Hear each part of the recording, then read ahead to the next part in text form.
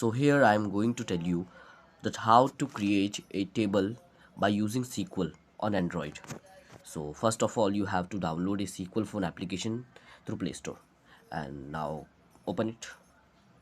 After opening it you have to click on console button and now we have to create a database. So here we have to enter DB name means database name.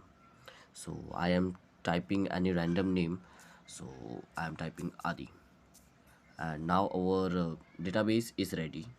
So now we have now click on this square shaped button to close a connection. So our connection is closed now, and now press on back button and now click here on three horizontal lines, and here you will see that our Adi database is ready. And now here click on three dots and connect this database, and now our database is ready. And now we have to insert a SQL commands.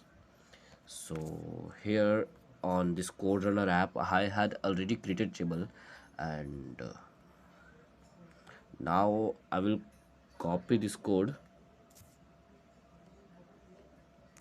and paste on this SQL phone app now. And so after pasting it, now click on this run button and you will see that our table is ready.